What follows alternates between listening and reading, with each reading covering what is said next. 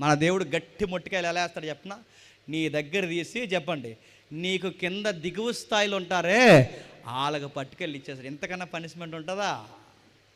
నీ బలం పట్టుకెళ్ళి ఇచ్చేస్తాడు, నీ ధనం పట్టుకెళ్ళి ఇచ్చేస్తాడు, నీ అధికారం పట్టుకెళ్ళి ఇస్తాడు. ఒకవేళ నువ్వు సేవకుడు అయితే నీ సేవను పట్టుకెళ్ళి పక్కోడికి ఇచ్చేస్తాడు. గుర్తుపెట్టుకో. నువ్వు సంఘంలో ఉన్న ఒక స్తంభానివి అయితే, నువ్వు పెద్దవైతే నీ అధికార పెద్దరికాన్ని పట్టుకెళ్ళి ఇంకొకటికి ఇచ్చేస్తాడు. గుర్తుపెట్టుకో. బైబిల్ చదవకపోతే అంత సీరియస్ అవుతాడు దేవుడు అంటే. అవుతాడు. ఎందుకు సీరియస్ అవడాయినా? ఎందుకు అవడు? ఎందుకంటే నేను దేవుడు నీతో మాట్లాడాలనుకునే ఒకే ఒక్క మార్గం ఏముంది చెప్పండి? మేఘం కాదు, దర్శనం కాదు, కల కాదు, ఇక చాలా జరిగినవి. ఇక దేవుడు నీతో మాట్లాడాలంటే ఎలా మాట్లాడాలనుకుంటాడు? ఈ వాక్యం చదివితేనే మాట్లాడతాడు ఆయన. నువ్వేం మాట్లాడాలో, ఎలా పరిపాలించాలో, ఎలా ఉండాలో, నీ కాపరం ఏంటో, నీ మాట ఏంటో, నీ చూపేంటో ప్రతిదీ దేవుడు ఎలా చెప్పాలనుకుంటాడు? ఈ వాక్యం ద్వారానే చెప్పాలనుకుంటాడు. ఆ వాక్యమే నువ్వు చదవకపోతే ఇంకెలా చెప్తాడు దేవుడు?